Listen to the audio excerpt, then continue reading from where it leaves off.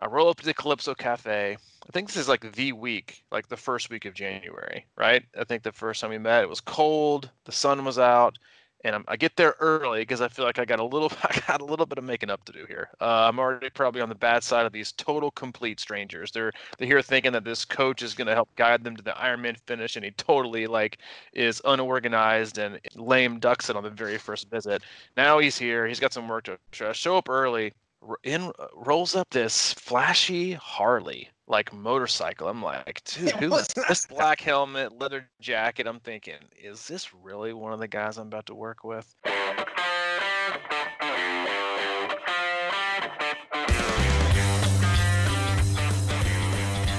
What's happening, buddy? Hey man, happy Thursday. How are you? I'm good, man. It's nice and drizzly and chilly here, and Dude, it's gross, man. It is sitting gross. in the home as usual. Oh yeah, well, I mean that's kind of what we're all doing pretty much right now, unless we're fortunate enough to be out and about. I guess well, fortunate is probably a relative term. But hey, welcome aboard, Crushing Iron Podcast. This is episode 367. Yep. Is that correct? Yeah, 367. We come to you twice a week, for the most part, Mondays and Thursdays. Occasionally, some other days dribbled in there. But hey, it's always consistent. It's always twice a week, and we've been doing this for I think 3 years basically. We'll call it Yeah. 5. We'll call it 5. We'll do triathlon math. We'll call it. I ran like 7.7 a day, so it's like an easy 10-miler. But no, we've been I think 3 years or something like that. This coming October is October. I think is the first month we started, or maybe even November. But we're here. 367 podcasts in, over 1 million downloads.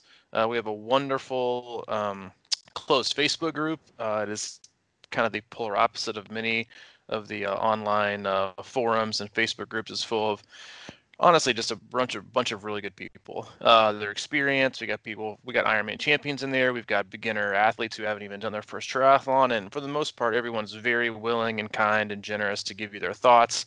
With the occasional sarcasm sprinkled in there, which is nothing wrong with that. But it's a very helpful group.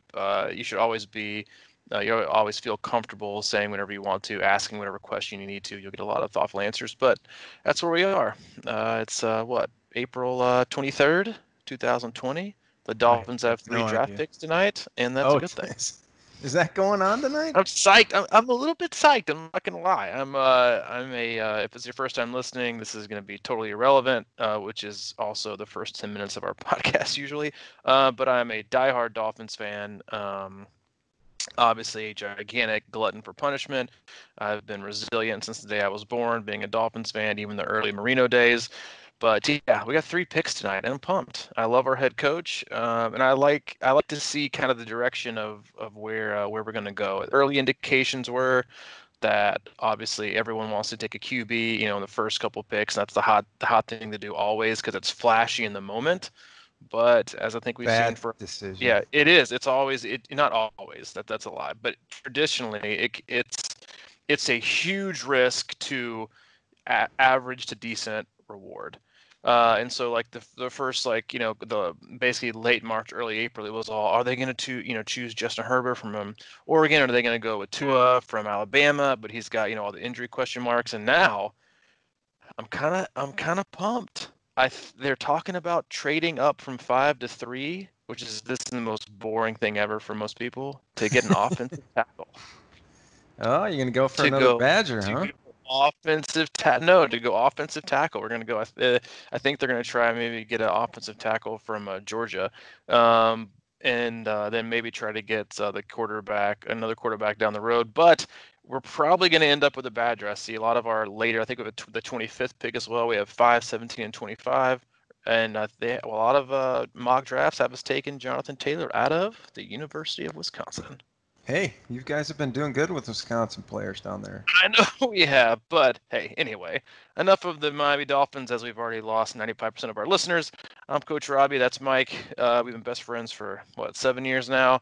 We're both coaches and athletes. We just come on the podcast, have a good time, share our thoughts, share our feelings, talk about triathlon, talk about life, and that's what we do. The past few weeks have been probably some of our deeper podcasts, and today we are going to do our best to make a lighthearted, fun-filled podcast for your easy enjoyment. Yeah, I think we kind of talked about it a little bit. We plan very little, but Yeah, as you can tell. we kind of that's just how we roll. We sort of throw out a little idea, kind of say, all right, that's good, one sentence, and we'll take it from there for 60 minutes, and Yep. then we thought, a lot of people, and this is, I'm sure you get this question a lot, but it's sort of like, what, where did this crushing iron thing come from, and what C26 Triathlon? How did that even happen? And I think it's a pretty interesting story. I mean, I think along the way we'll be able to impart some triathlon wisdom as well, and because basically I was coming out of nowhere, trying to get back in shape, rolling into my 50s, and somehow, through the grace of God and like the powers of the universe, you and I were connected through a It friend. is. It is a weird beginning. But before we even get rolling here, I mean, a lot of people see like the Crushing Iron podcast. They think Crushing Iron. They see C26. They just kind of know like the letter and the number. First off, and I think this is a lot of people have asked me before. You've answered this question in our Facebook group, and this is kind of like this whole podcast is going to be like a general backstory of just Mike and I's friendship and how we created the podcast, how we created Crushing Iron, how we've grown to where we are, and obviously we're not like some like celebrity status that you're going to see this on like some like mainstream TV. We're more akin to like the celebrity status of like Rich Roll's mailman. That's kind of the celebrity status we have. But hopefully you'll get some enjoyment. People love to know the backstory. People get asked this question all the time. But before we get into like how we met and under the circumstances and just kind of the randomness of how the universe works if you pay attention. But how did you come up with the name Crushing Iron, and what does C26 even stand for? Okay. Um, on whatever day it was, September Whatever day it was. 13, Whoa. 2012, I believe, because I did Okay. my first Ironman in 2013. It was Wisconsin, and I decided I was going to blog about the process. A buddy of mine kind of got me into the sport back in the day, and five of us signed up for Ironman Wisconsin on the day it opened back in 2012, and that day is when I decided to start blogging about my experience. And I initially thought, well, here, what am I doing here? I'm chasing iron. So I looked up chasing iron, and I was going to buy that domain, and somebody, some woman had already taken it, and I was super bummed because I really liked that idea. I thought it described the process or whatever, and then I kind of sat back and thought, okay, what else? And then that word crushing was kind of getting big or whatever back then, and I looked up crushing iron and it was open, and I sent a text to my buddy. I'm like, what do you think of crushing iron? He goes, oh, that's strong. That's strong. That was Jim. And That's so I just started strong. rolling with it. And I just started literally blogging my daily activities, and it was like I tried to make it fun and goofy and silly, and I didn't know what I was doing. And but the point of that is, then I started thinking, oh, wait, crushing iron really works. It's so I had my buddy design a logo, and I always liked the kind of the letter with the number, and we said, hey, C26 is what it is, and then I realized that um, C was for crushing, obviously, and then 26 turned out to be the atomic number for iron, and that's kind of where that came from initially. And also I always thought, well, 26 is the end of the marathon. That's the 26 miles. So I thought it always fit really well, and then that's kind of how we rolled it out. And then shortly thereafter is when I was introduced to the famous Coach Robbie, Rich Roll's Oh, mailman. but how unfamous was I back then? And still unfamous. I was. I remember getting this text message from. I don't even think it was from Jim. I think it was honestly from like Daniel Hudgens or something. And he was like, "Hey, It I got a was. group of guys." And I at that point I was coaching a couple athletes around the country, but not that many. Like the roster I was dealing with was like 15, 20 people for the most part. The only people I was living in Nashville, and again this is like 7.5 years ago. And but I was running like open water swim clinics like 3 times a week, very, very well attended. We're talking like 25, 30 people every, I think it was like Monday, Tuesday, Friday, or Monday or Tuesday, Wednesday, Friday. But anyway, that's we had that going. It was a very local thing, and this guy, hey, there's 5 of us. Do you think you can kind of give us a group deal if we're kind of all on the same plan, and we'll meet you. And I was like, yeah, sure, whatever. I'd love to meet some new people. Had no idea who these people were. Had never even heard the name Mike Torelli. Knew nothing about any of these guys except for, kind of vaguely Daniel. I was like, sure, I'll meet him. Schedule like our first meeting. This is around New Year's, and totally canceled the first meeting with like the most lame excuse ever because I was so insanely hungover from a very, very long night of drinking. Well, we were already there, too. That was Yes, the worst dude, part. you're already there, dude. This was like a year and a half, 2 years maybe into or before I ended up getting sober. But yeah, total struggle bus. And so canceled the first time, and I know the couple guys were like, yeah, I don't even think that I want to work with this guy. But anyway, push comes to shove, we end up meeting. I roll up to the Calypso Cafe. I think this is like the first week of January, right? I think the first time we met, it was cold, the sun was out, and I get there early because I feel like I got a little bit of making up to do here. I'm already probably on the bad side of these total complete strangers. They're here thinking that this coach is going to help guide them to the Ironman finish, and he totally is unorganized and totally lame ducks it on the very first visit. Now he's here. He's got some work to show up early. Got my face in the door, and in rolls up this flashy Harley motorcycle. I'm like, dude, who is this guy? It's a Triumph. Anyway, I gotta point that out. that's just a side story. Okay, it's Okay. whatever. And this coming, black helmet, leather jacket. I'm thinking, is this really one of the guys I'm about to work with? And in rolls Mike Torelli. The first time he's ever been early and the first to anything in his life. But he rolled in. The other guys trickled in. I remember we sat there very awkwardly for the first couple seconds. I'm like, yeah, man, how's it go? Because if you've never met Mike or seen him, you're like, hey, he doesn't look like he's in his 50s. I'm like, oh, this is pretty cool. This guy's in his 40s. Like, he's still 15 years older than me. We could probably hang out and talk for maybe a couple seconds before the rest of people come in and make this less awkward. And then he's like, yeah, I'm 50, 51. I'm doing this, and it's my first one. And you have a background in triathlon. Nah. I played a lot of baseball though. I played a ton of baseball. I'm pretty athletic, and but I did. I did bounce a lot of mountain biking. So my bike's my strength, and I'm pretty strong. And I haven't biked though in like 20 years, but I'm pretty sure it's my go-to.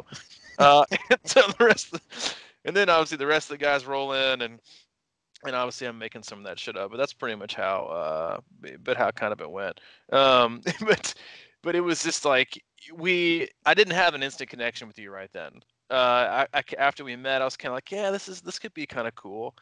And since you guys off, what are you laughing at? You're probably gonna be like, I don't know if I'm breaking your heart right now. You're like, dude, it was like love at first sight. Me and you, best friends for life. No, dude, I felt the same way. I was I like, was I gonna don't know if send I you trust my this hat guy pocket. I mean, I wouldn't have trusted me either. with my wouldn't have 50-year-old, classic body. I wouldn't have trusted me with a stick of gum back then. It's so we meet, and then all of a sudden you guys go off. You aren't going to start your plan until what, like maybe February or March? I think You weren't February. ready to I start. think we got going pretty early, man. Yeah, and I just said, hey, what I'm gonna do is, and I still do this with athletes to this day, that want to like commit and take a roster spot for coaching, but they're like, I can't start right now, or I don't want to start right now. I always kind of throw in like their first 2 weeks, just because I like for people to see what they need to be ready to be able to do. So we did that, and then we got to work. But that was like the very first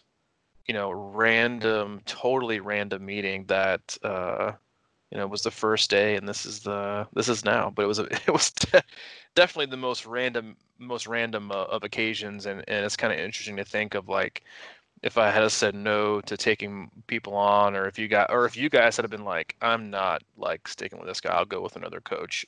He totally didn't show up the first time, so let's go somewhere else. That this would be nothing. It would be literally nothing.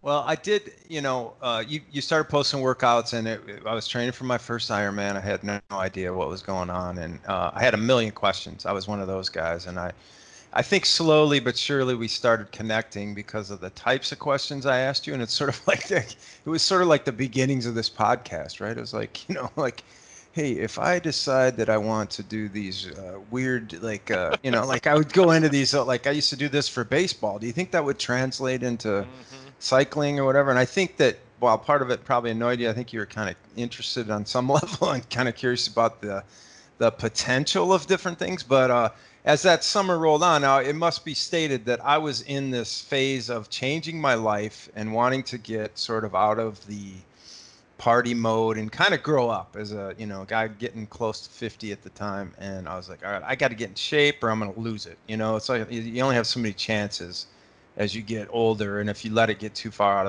of the way, it's going to be harder and harder to get back. So I really was like, all right, nope, I don't want to party. I just want to train. I want to get my life together here. And it turned out, So I'm gonna hire an alcoholic coach. That's the yes, way I'm gonna do things. that was my madness. Yeah. So as training season rolled on, I don't want to say we were like, at least I wasn't. I did cut back way back, but whenever we would all get together, it was kind of on, man. We raged a little bit, after workouts and things like that. So, To say yeah. it was on was a slight understatement, but we we started. It was the first big race you had, your first, like I think your second triathlon ever, maybe third was Muncie. So we trained a lot, and you guys showed up to open water swims. We kind of took that on. You were very novice to open water. You would, as just kind of is the standard now, he would kind of, Mike would roll up around at least 20 minutes late after the warm up and then kind of do his own warm up, his little shoulder swings and be ready. Or quite a few times he would show up as we were ending. He was like, yeah, sleep, man. Sleep is so key, man. Sleep is crucial to what I'm doing, how I'm recovering. But yeah, in all these, in all them, and I did. You asked a ton of like training related questions, and more so than a lot of the other guys did that had experience. Jim had experience doing a lot of Ironman, and the other guys did too. They were just more endurance. Had more experience in endurance sports.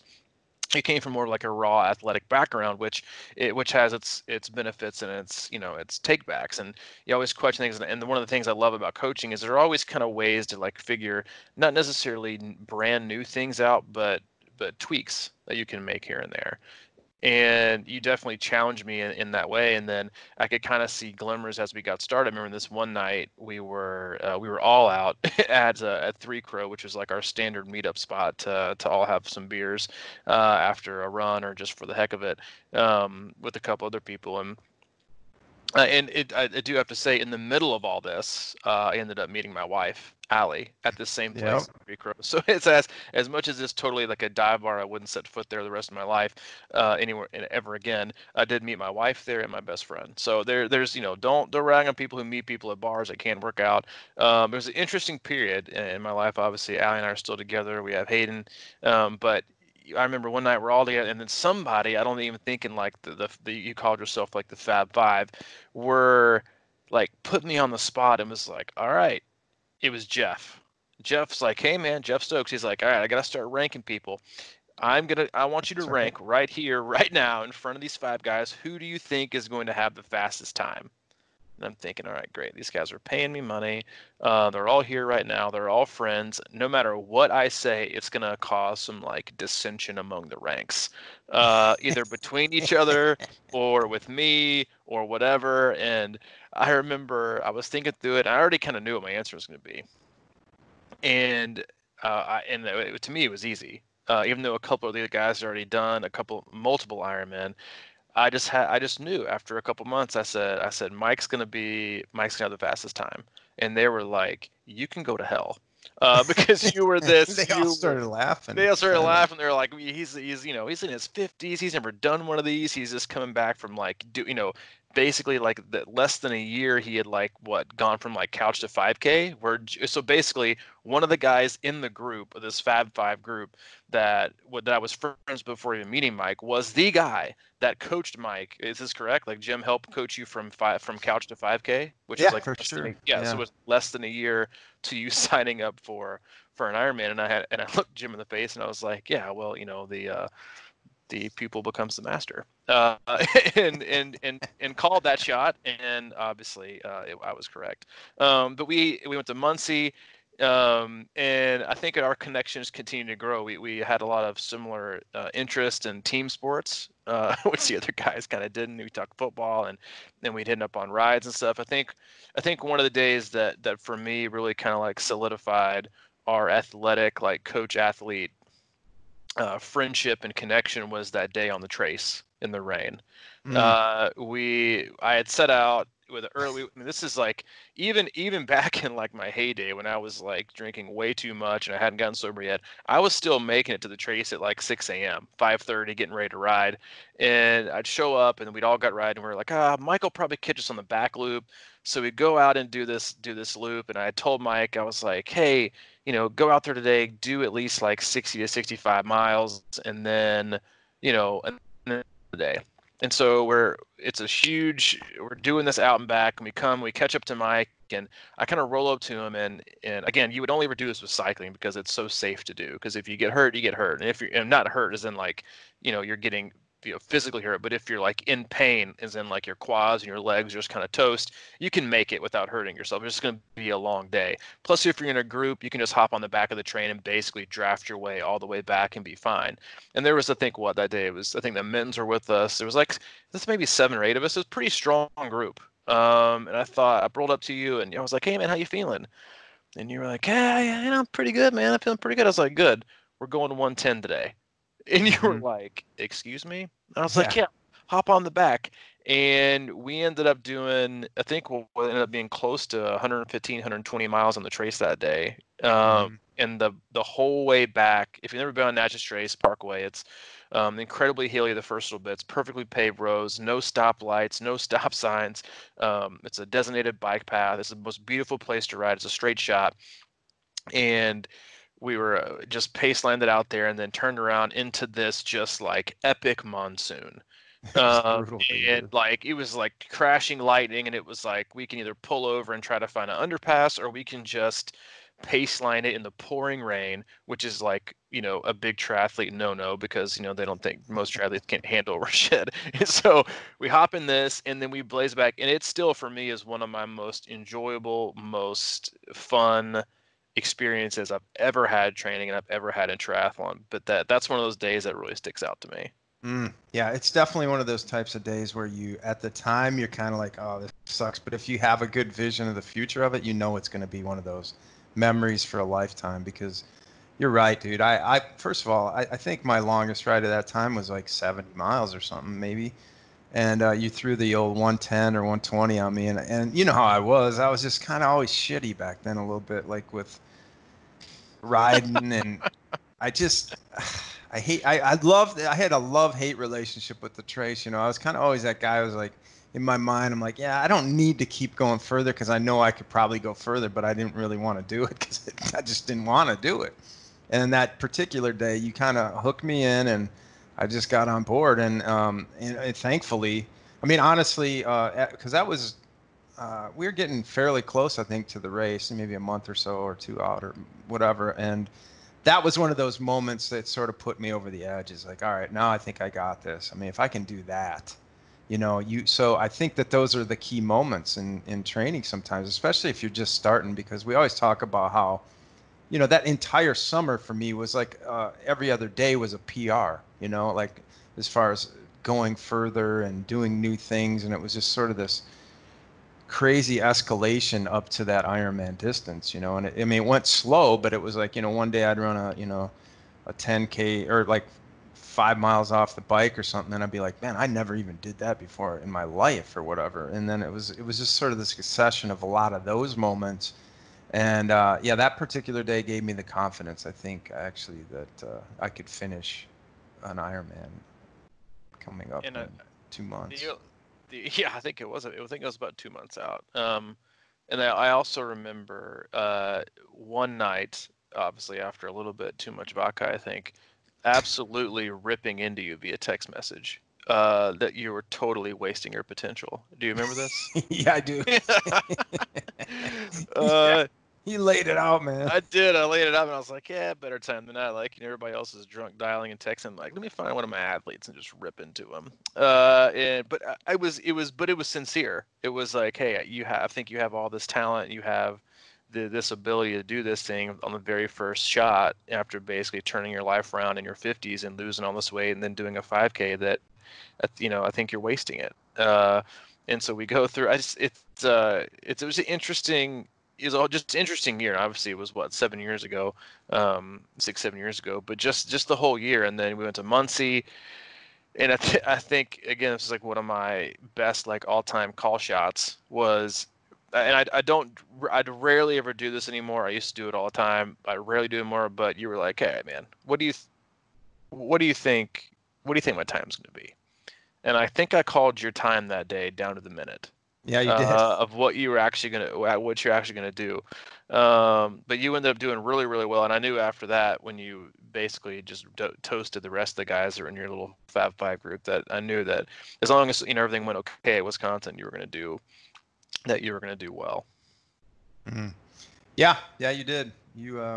That was sort of one of those. I mean, we were drinking all the time, and like we'd always bait each other. And I remember that was sort of a big thing. Is like we'd always try and drum up this competition within the competition and stuff like that. And you were real good at like calling out times and numbers and things like that and predicting. And I just remember being amazed that you nailed my time so well because I had no idea. That was my first half Ironman, and I had no clue what was going to happen, and you just drained it.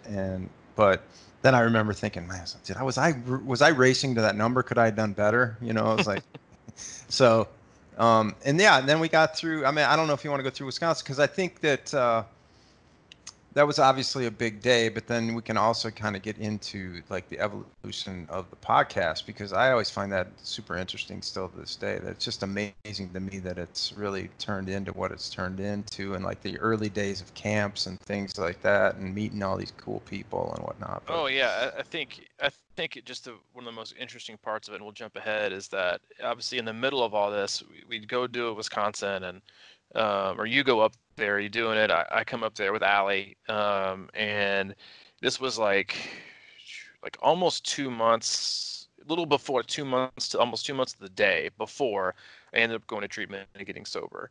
So I was in a very like rough patch in my life, obviously. Like I was at the bottom. I was just kind of like barely standing, and but had such an awesome experience in Wisconsin. Everybody finished. You did awesome. It was just really cool meeting your family and everybody else there. And obviously the next few months were super super horrible for me. And then got sober, and then basically from like that Wisconsin to the next Wisconsin that you did, where you and I did it together.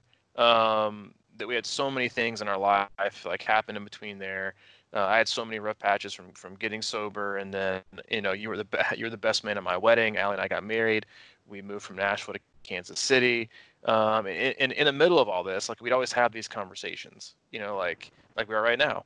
That would start with like 3 seconds of triathlon, and then the analogies that we take now in our podcast and kind of rework them into how you can apply that to life and in training. We would just go off on life, and that's been one of I think the most enriching things for me. But it was very, that's why I think Wisconsin would be such a special place. Is I showed up there with you, at a time when it was just a terrible place in my life, and then I showed up 3 years later, and not even 3 years later. I think it was actually 2 or 3 years later, three exactly maybe, yeah, I was that I showed up. 16. Yeah. So it was 3 years later, sober, married, Hayden was there, and just like a totally different experience. And it was after that race, and the weeks after that, that you and I started kind of talking. I think you even mentioned this like podcast idea to me at the hotel lobby at the Best Western Inn on the Park, which is like our standard Ironman Wisconsin hotel. And like, yeah, and I was like, at that time, I was like, I don't even know what a podcast is. I I don't even remember know. that. I don't even know Like, what come to on, man. do. I don't even know. I wasn't even on Facebook at this time, and I was like, I don't know what to do. I don't know what to do. Where do I go? How do I do this? Do I have to go somewhere? What is this podcast thing you speak of? And then the biggest question is, who the hell is going to listen to you and I talk about triathlon? I've got a newborn at home. I'm living in Kansas City. I had a full-time job that was like 50, 60 hours a week. I was the director of operations for a fitness company in Kansas City. And I was like, sure. And you're like, yeah, no, man, I just think there's, I think there's people out there that would really get a lot of our conversations. I'm thinking like, well, my wife rarely gets anything out of you and I's conversations. I can't imagine anybody else wanting to listen to us. I was like, you know what? We went our separate ways. We were in Wisconsin together hanging out, and it was such a good time. And you went back to Nashville, I'm back to Kansas City, and then the weeks after that, it kind of happened. And we had this conversation so many times. That conversation and the one that where you and I talked for what felt like 3 or 4 hours on the second, like the top floor in that corner of Portland Brew, about what crushing iron basically is right now, that we always thought needed to be or needed to happen in endurance sports, and that there had to be other people out there that were somewhat like us or that needed an outlet, and that we just had to find a way to get started. Mm. Yeah, it is nuts that we sat up there, and we really felt it, I think, at that moment, that it was more like we just started it because we loved it. And I think that's really a great lesson for a lot of things, is that we were just, and it was sort of like when I started writing my little blog back in the day, it was just a joy for me to do that. I really enjoyed it. I was doing it for free forever. And you actually would, at some point during that summer, you started writing guest blogs, and you really loved it too. It was just sort of a labor of love. And that's how the podcast actually started and everything like that. We were thinking about how can we build a really cool, friendly community, and that was sort of the nexus of it. And we just thought people would love to hear the conversations we typically had, because we were so passionate about the sport and loved talking about the little things, and investing in our health and life and well-being, and where we wanted to be. And it really is a testament in a lot of ways to how much you can change if you have patience and just sort of stay on plan. And we planned it all out that day in Portland Brew up there in that little coffee shop. And you're right, I haven't looked at those notes, but I bet if we went back and looked at them, they would be pretty, it would be interesting. I don't know, I'm sure I have them somewhere. It was like a ninja, like, unsaid business plan that we put like no actionable steps on a piece of paper and like executed. But we just went out. And I think, to be honest, like, as much as you say, like, I think other people want to hear this conversation, at least for me, like being where I was, and we've heard so much of this from so many athletes that we work with and so many listeners of the podcast, is that like they live in like either these really large communities where it's hard to meet a core group of people, and then you have other athletes who live in places where no one cares about what they do with triathlon. Mm-hmm. They think it's probably dumb. Yeah. And so even for me, it was like, I don't, I kind of care if people listen, because I think everyone cares to an extent, because everyone has an ego, and you're like, well, I hope people just don't freaking hate it, because then that'll suck. But it to me was more like, hey, heck, I could use an excuse to talk to my best friend for an hour or 2 hours a week. Sure, like, I can do that, and then just hope that some kind of like momentum, or gets pushes us and carries us to where we can do it more, and then carries us through to where we feel like we have to keep going. And that's kind of where it was. Like, at the very first, like, I didn't know what mic to get. I didn't know, like, I mean, I still have the same mic I had then, which you guys can probably tell. I need to upgrade. Working on that one. But like, Hayden was so young, and like, I remember Allie, like, we used to get in so many fights the first like 3 months I was doing this podcast, because where Hayden was a newborn, he was not sleeping very well, and she was like, what do you mean you need space to do your podcast? Like, she threw like the air quotes. And she's like, what is it? Oh, but sure, go ahead. Go. I'm like, oh my God, I'm like gonna for this big time. Like this, you could see her face too if you know her. You Like, could oh, probably hear that in your voice back podcast. then Oh too, my that little goodness. bit of like, what am I doing? Okay, let's Oh, just and then it do it. was like, yeah, I'm gonna pay for this for like the rest of the day. And then now I joke with her, and I'm like, you remember those? Remember all those times when you joked about the podcast? Yeah, you have like 20 new best friends that you talk to all the time, because me and this guy decided to hop on, Skype and record our thoughts online for random people to listen to or judge us, and then now look at where we are. Which again, it's like, it's just, there's so much in there that you could go a million different directions in, but that was it. That was the beginning where we just got on there and talked. I remember like having to think we had to script it, and I remember feeling like we were running out of topics, and that we didn't plan it. We kind of had an unsaid conversation about it. Was that like you're going to run out of triathlon topics? You just are. There's only so much you can talk about specifically within the sport of triathlon before you run out. So it's either that and you're done, or it's try to schedule a different interview for every week with a different professional athlete or someone involved in endurance sports. And that just wasn't like we weren't doing this to get like, special one-time hit clicks that were because they want to hear some professional athlete who has really nothing in common with us, besides the fact that they breathe, eat, and sleep, talk about how they do for races. So it's like, let's just kind of see if we just would kind of migrate it into triathlon, yes, because that's what we're centered on. It's what we love. It's what we do.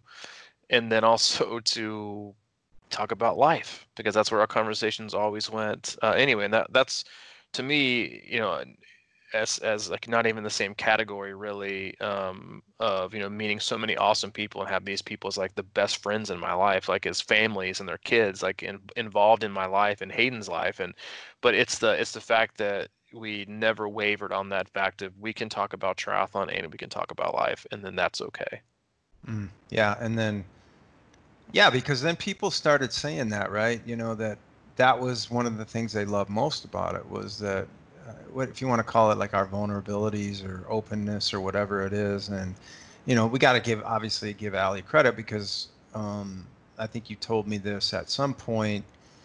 We might have been a couple months into the podcast, and then we've never been a big sales. We didn't really have like a big sales push ever on anything, but you were talking, I was basically the age grouper and you're the coach out of the gate. And you were telling you're giving a lot of great coaching information, and people were getting to know you and your personality over the podcast. And you started getting athletes inquiring about coaching. I mean, we were putting it out there a little bit, obviously. And you got to a point where you're like, I've got some athletes coming. If this thing keeps going like this, and then you asked Allie, can I give it another month or two? Because I know you're thinking about another job at that point, Yeah, and we she's we, like, we yeah, had go for it. moved. Yeah, it was again, it was all about like timing. We decided to move from Kansas City back to Nashville because Hayden was starting to get a little bit older, and we're like, man, as much as I love, and if you've ever been to Kansas City, it's awesome. I love it. I could live there. It's such a great place, and so we loved it there. But like, man, it would be great to live like close to family. With Hayden growing up and others, so we're like, let's move back to Nashville and let's do that. So we just moved back, and yeah, I was going through like I was coaching, and I had been coaching like I never stopped. But I was always hovering around 10 to 15, 20 athletes. I wasn't really telling anybody what I was doing. Is all referral based, and then I started getting inquiries from the podcast, and I was like, hey, I think I could maybe do this full time. This is May, June of 2017. When I moved back to Nashville, and I was like, yeah, I think I can. And she was like, well, do you want to do it? And I was like, yeah. We were building a house then in Nashville. We were living with my mom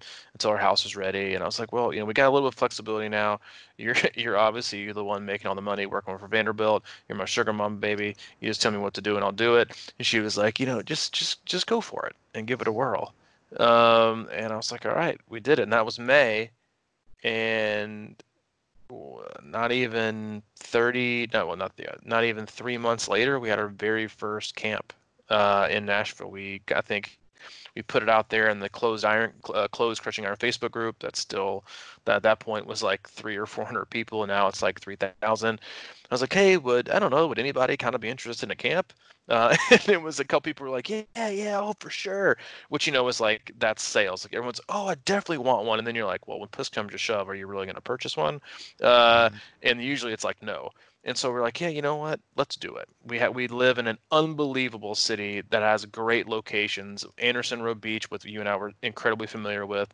We had the lab, which is right there close to your house, which is no cars and it's a perfect place to ride. We have Natchez Trace, which is the best place to ride in Nashville, and then we had unbelievable places to run. So it's like, all right, let's figure this out. I think we can make this work, and we just kind of makeshifted up a camp. And I think that first one was a June or July camp. I think we had, I don't know, 10, 15 to 20. I think it's sold out. But it was max. We had my mom's house and everybody that came, and then we had another one the next month with I think 8 to 12, and then August one, which is a little bit smaller. And Yeah, but you're just like, yeah, you guys can stay at Mike's place. All of a yeah, sudden, I had. that's right. So we're Like, on the internet, like doing podcasts and don't know anybody, and all of a sudden, like three hmm new guys are coming by to pop into my house one day. I just remember that feeling, like, what is going on here right now? And they all came in, and still great friends to this day, man. We had just the best time. That like those moments, as awkward and uneasy as they might feel going into them, and then all of a sudden you're like, man, these are just cool people, that are in the, because I don't know if it's because, I mean, we're the guys talking, and we're laying everything out, and it's just sort of our personality, and people that I guess gravitate to that, just kind of like-mindedness, and we just really hit it off. And it was then I just really look forward to having people stay here. It's been awesome. yeah, and since that first year, and again for this year, we've sold out every single camp. Uh, And I think, like, I tell people when they come to camp, and I used to say this exact same thing when people would show up to our open water swim clinics when I would do these back when you and I first met, was that people come the very first time to all of our camps, to the run camps, the swim camps, the triathlon camps. They come to all those the very first time because they want to train in a great location and they want to get good coaching. They come back every single time for the people. I'm not naive enough to think they come back for the coaching. The people that come to our camps, the core group of athletes that we work with on a year-round basis on our team, and the ones that continue to visit that even are on our team but still haven't missed a camp, they are the people that drive you. They are the people that you want to be around. They are the people that want to push you. Like, we always get, questions for athletes like, hey, well, I'm kind of a beginner. What kind of people are going to be at this camp? And we obviously structure things in a way to where we all pretty much finish around the same time because everything's duration based. So, I could say go ride your bike for 4 hours in this group, and no matter how many miles you cover, you're all going to come back at the same time or around the same time. And we had, people who won, age group Ironman, overall Ironman events. We had people who were training for their very first sprint. And you wouldn't know if you looked at them and talked to them. You wouldn't know because it's not all about triathlon. It's about life, and that's why I love camp so much. Is because you come for triathlon stuff, but when you kick back in like the coffee shops and the lunches and the late night dinners, doing whatever house you're at, you just talk about life. And I think we all search that outlet of people to talk to, and we joke about this. I think sometimes, with triathletes is like, they'll ask you, so, what are you doing this year? And the only reason they're asking you that is because they want you to then obviously reciprocate and ask you what you're doing. So then you can talk about all your races. And with the athletes that we have at these camps and the athletes that we work with, whether it's a run camp or whatever it is, it's like you end up not talking about that. You end up talking about all the other stuff that goes on in the other 23 hours of your day. And that's why those camps are so awesome. I never in a million years thought I would get out of our camps what I've gotten um, when we first started doing them. From run camps where we're staying in a huge lodge with 50, 60 people. It's like family, and I think it's just another kind of example of what can happen if you just give things a shot and you just want to be open and not always, because listen, triathlon is not our entire life. If you're listening, you are making it your entire life, then stop. It's an important part of your life, but it is not life. And so the camps are awesome. And then like going to races, like we started going to some of those, and it's always interesting for me because when I go to a race, I go with you, and it's like walking around with like Justin Bieber. Like people like clamor to get their selfie with Mike Trolley. They're like, "Hey, are you your coach?" I'm like, "Yeah, yeah." They're like, "Oh, sweet, hold my camera. Let me get a picture with Mike." Come I'm like, "Oh, on. sure, perfect. Like, let me get all the photos." He's like, "I'll give me this one." And then, do you mind signing my tri kit for my son? My son Jim, my daughter Lacey. Yeah, I'm like, "Yeah, go ahead, Mike, sure." And then they're like, hey, appreciate it. Beard's looking good, Robbie. See you later. But the one of the more that is one of my most fun things is like going to our races, and we head up to obviously Ironman Wisconsin this last year for our one of our bigger episodes in a team race. And it's just nice, to genuinely meet listeners that actually think we have a halfway decent mediocre podcast, and to say it's just a weird transformation, to be an incredibly humbling. I think when you get emails and you get texts or you get Facebook messages or you're walked up to somebody and they're like, hey, your message really spoke to me on your podcast. And the funniest thing about it is that, like, and I'm sure the same thing is for you, but like 1 out of 10 times, it's like, man, that tip you gave for that course was money. Like it Yep. changed the way that I think. The other 9 out of 10 is like man, like we've had just the other day, I think we had somebody that was letting in our close Facebook group, like we've had multiple people, and this is the best compliment we could ever get, in my opinion, is like, I actually told my wife to listen to this, or I actually told my daughter to listen to this episode, that they aren't even involved in endurance sports. Like, to me, that is the ultimate compliment we could ever get, was that someone who has no experience and has no idea about these two random dudes living totally different, lifestyles, with the way we are, is like, could get on a podcast and you could want to turn your family member into it because you got something beneficial out of it. And so to meet people at like the races like that, like it drives you. I know it drives me. I know it drives you. To do better and to do more. I think sometimes it's hard for us to do more, given the time and the things and the effort we have to put into other areas. But it makes it 100% worth it when you get an email or a text or you walk up to somebody in a race, and after they get done taking a selfie with you, they're like, Robbie, you're not half bad. But Mike, when he says, yeah, man, it just sends shivers down my spine. Come on, man.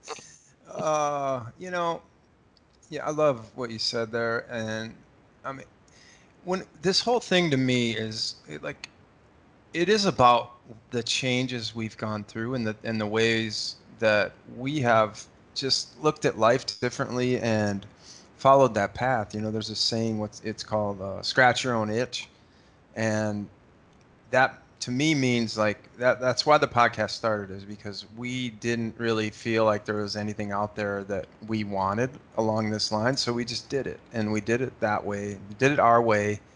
And obviously, we're not building this business, this operation, by the letter of, ClickFunnel and, all the modern day business tools. But we really keep it, I think, on this level of, is this something we want to do? That's how we kind of make our decisions. And that's the sort of lesson, because we have done 2 podcasts a year for 3 years, or 2 podcasts a week for 3 straight years. And to me, that is just a remarkable statistic if you look back at where we started. Like the consistency factor alone and just the ability to pull that off, I never, ever would have dreamed that. So to me, that's why I like to refer to our journey as sort of a parallel with anything to do with triathlon as well, because it's just a testament to what can happen if you are consistent and you do the things that you love to do, and it'll pay off in the end. And we just keep going, and I think we're still using that baseline as, it's like, what do we want to do next? I mean, because that's why we keep showing up in the podcast, because we like to do it, we love to do it, and we definitely don't hate to do it, and we didn't want to build it in a way that we might hate doing it later on, and we just never did that. So I'm sure we've lost tons of possible listeners over the years because of some banter and whatever, that we go our own way. But the people that have stuck around are, that's just made it a way better, kind of tight, cohesive unit, and that's really what we love about it the most. What you say? Oh, I mean, it drives everything that we're doing. It's interesting to think that, when we started doing this podcast, 3 years ago, we started talking about it and all the things we've been through in our life and we've gone through together, like just like going like way, way back. Like, I remember telling you, I invited you to Edley's like 2 months before I even, or maybe a month before I actually went to treatment. It was like, hey man, I think I legit need to like go to treatment. I remember, I'm sure you remember this conversation, but I remember we were sitting out on the balcony, or the back deck rather. I think it was for lunch, And I was Mm-hmm. like, I was kind of like, I was at my end, like I was at my total end, to where I knew that I had to go. But as like with most people who are suffering with addiction or alcoholism, like they just can't pull the last trigger on their own. They always find an excuse to like make it another day and make it another day. And if you just think about like the fact that 9 months before that, I had no idea who you were. And I just think I think it's just a wonderful example. And obviously, like I told you that day, and then obviously I didn't go. But then I did go. I remember I texted you on the way as I was going, and then obviously you're one of the very few people outside my family that I actually talked to on the phone while I was there for 3 months. But I think it's a great example of how galvanizing sports can be for your life and for friendship, and to have, and I think we all have friends that have something alike with us. We gravitate towards them because we got the same team that we love, or we like the same aesthetic and whatever. We have, the same interests in business or whatever it is. That's how so many of us have and created and cultivated friendships. And so many of us have met people along the way in endurance sports that we probably haven't even given the time of day, that we thought they were too beneath us, that they weren't good enough, that we thought they were too great for us, that they were too much. And we have like just grossly missed opportunities to connect with people who could change your life. And I know you and I feel the same way. I think we could agree. Like we've both done that for each other, from a random mass meeting at a Calypso when we're both trying to find our way. And I just think if you use endurance sports in such a pot, and that's why we integrate life so much in this podcast, is that it is life and it can help you get through life. And to imagine there for a minute that 7 years ago, you know, I'm sitting in this, random booth, and we're both, as an, needing to be, needing to be so many other places and do so many things in my life that were positive. I went on this journey and we ended up going on it together, that we initially connected with trying to figure things out for ourselves, and then we connected even more on, what we need as individuals, and as what we see is a big need in endurance sports, with connecting and community, and a way to just get out there and feel welcomed and feel heard from every aspect of every ability and every age range. And that we meant that way with the podcast and with camps. And then to go like even a step further, like down the road, is trying to, or we are opening like an actual physical location in a totally different city, in Chattanooga, where I live now, like to make, like, to be everyone's cheers, like the place you go, the place you feel at home, the place where you feel heard, the place where you feel welcome, that you walk in and literally everyone knows your name, and you can sit down wherever you want to, and those are people who will listen to you, and you can talk about triathlon, and you can talk about life, and you can have a cup of coffee, and you can ride a bike, you can hop in the endless pool,